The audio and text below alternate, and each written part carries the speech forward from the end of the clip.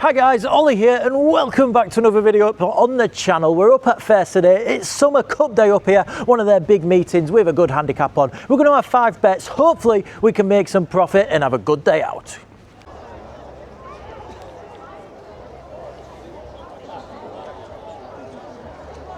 Kicking things off then guys, in race number 1 we've got a 5 furlong 2-year-old novice race, and my pick for this one is going to be red blue point even for James Tate and Sylvester de Souza. This blue point colt then, he's unraced out of the James Tate yard, who seem to be doing very well with the juveniles this year. 5 of the 12 he's sent to the track have won, and 50% of all these juvenile runners have finished within the top 3. The dam was very good early in her career, and blue point definitely put some speed into his stock. The favourite in this one, Palm Reader I believe it's called, didn't record the best time at Beverley on debut, and I don't think this one will have to be a world beater to get the job done.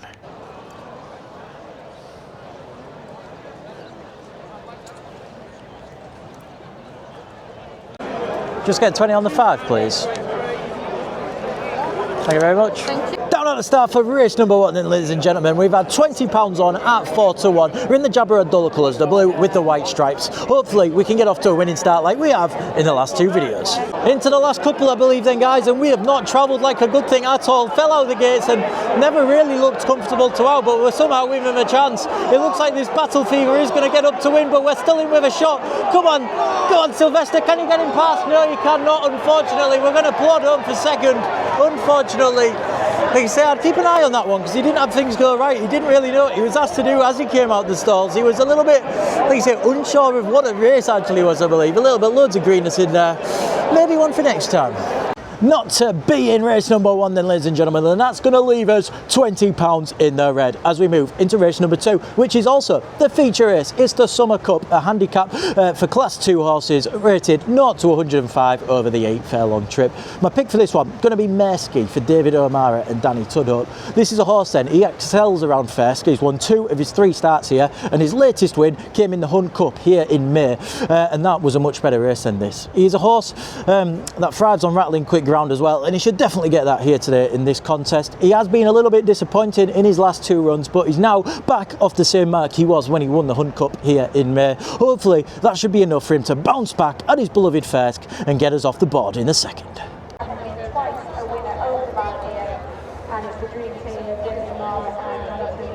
Loading is under here then for race number 2, and hopefully we can go one better than we did in the first and get our nose in front. I've had £10 each way on at 7-1. I've seen as short as 5-2 in the ring on Mersky. Danny Tudhope rides. We're in the funny colours. It's like beige with a bit of red on there. Hopefully though we can get off to a winner in number 2.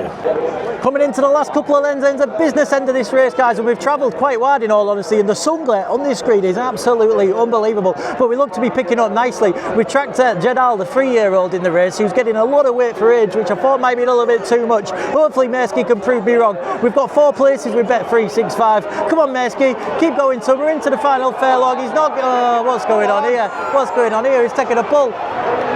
Come on Mersky, no, I think we've got into a bit of trouble there. The number 5's going to get up to it. I'm not sure. I think I was Witch Hunter in the end. I'm really not too sure what happened inside that final furlong even. He looked to maybe get a little bit unlucky and a horse came across him. I'm not too sure, but what I do know is that's back-to-back losers to start the video. Back-to-back losers in, guys, and that is not the start we wanted here at Thirsk today. But anyway, we pick our chins up. We're going to sit number 3 out because I'm having a little Heineken Zero, and we're going to come back for race number 4, which is a class 4 0 to 85 furlong handicap. And my pick for this one going to be American Bay for Paul Midgley and Jack Callan.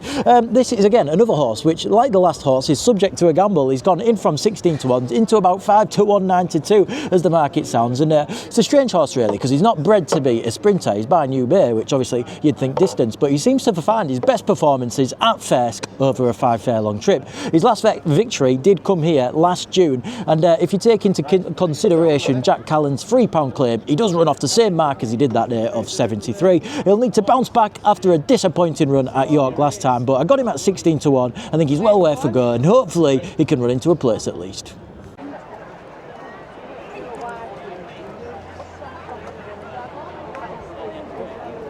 The loading has started then for race number 3. We're in the purple and the orange colours, and hopefully we can get off to a winner in this one. Like I say, I'll put my bet on screen. I had 16 to 1, £10 each way last night to play 4 places. I can see prices of 3 to 1 in the ring, and I would not be touching this horse with a barge pole at that price. I don't think he's, like I say, well, anywhere near that level, but hopefully there's a lot of confidence behind him, and we can get off the mark in race number 3. We've raced fairly prominently in this one. We've sat maybe third or fourth as we come into the last couple of furlongs, and we're going to look to maybe hit the front. We're inside the final 2 now. We're approaching the furlong. Come on then, Jack. Come on, Jack, can you get this one motoring, son? Come on, Jack, I don't think we're going to win. That grey horse looks to be putting a bit of a lead on him, and we're certainly not winning this. It's going to be tight if we can even get home for 4th, which I don't think we are. Come on, Jack, you need to get past another one, which we're not going to do. We're going to come home for 5th in the end. Oh, gee whiz, what about this is turning out to be? He never really looked to travel again, that horse. On a track that suits him so well, you just expect him to travel, but not to be, not to be. We need to get out of jail in the 4th. On to race number 4 we go then, guys, and we are well and truly in the mud as we come into this one. But we've got a class 3, 0 to 90, 7 furlong handicap, where hopefully this favourite can get us out of the jail. We're on a Suka here for George Bowie and Jack Callan. This gelding, he made his very impressive debut back in 2024. He then had 2 years off the track and was only just beaten a nose by an 83 rated horse, despite giving it over a stone in weight on his reappearance. Jack Callan claims another £3 off this horse, so effectively he's running off a mark of 86 here. He's a half brother to Boiling Point, who is a consistent stakes performer, and this horse I'm hoping to be of that grade too, and if he is, 86 will be absolutely light work of him. He's drawn nicely into, and if we can get a quick break, we should hopefully, well, we definitely will be the one to beat.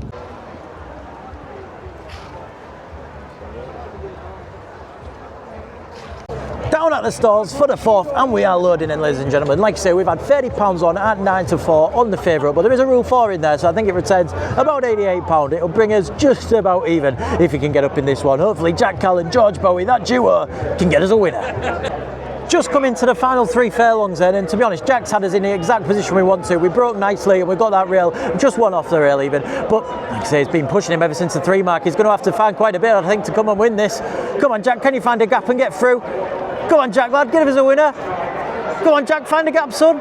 He's trying to find, but he's going to get boxed in on the rail. He's not going to get through, I don't think. Come on, Jack, into the last furlong. He's found headway, but can he get through? Come on, Jack, keep him going, son. Keep him going, Jack, onto the line. Come on, Jack. Oh, no, the other Hannon horse is coming. We're not going to get done by another Hannon one, I don't think so. Yeah. Oh, I think he might have just clung on there. I'm really not too sure. He's going to be called as a photo, but I think we've just clung on, and Jack Callan might be getting us off to a winning mark. Let's have a look as we go past on the screen now. Oh, his head's down, thumbs up. Let's go. Yes, we've got the chicken dinner in the 4th race, and that's going to bring us back about even. Asuka the Bazooka lands the Save the Bacon Stakes then, guys, and that's going to leave us just £2.50 in the red as we move into the lucky last, which is a class 6, 0 to 65 handicap over the 6 furlongs. And if I'm being honest with you, this is an absolute stinker of a race, but I've sided with King's Merchant for Phil Kirby and Cam Hardy. Like I said, nothing looks in great form in this race at all, but King's Merchant has put together a recent string of form which is slightly respectable. He won 2 starts ago off a mark of just £3 lower than this. He's won around Thirsk actually back in 2024 off a mark of 82. Safe to say he's tumbled down the handicaps to find himself in a 0 to 65 here, but if he goes close, if he comes back to the form he has shown in recent weeks, hopefully he should be in the mix.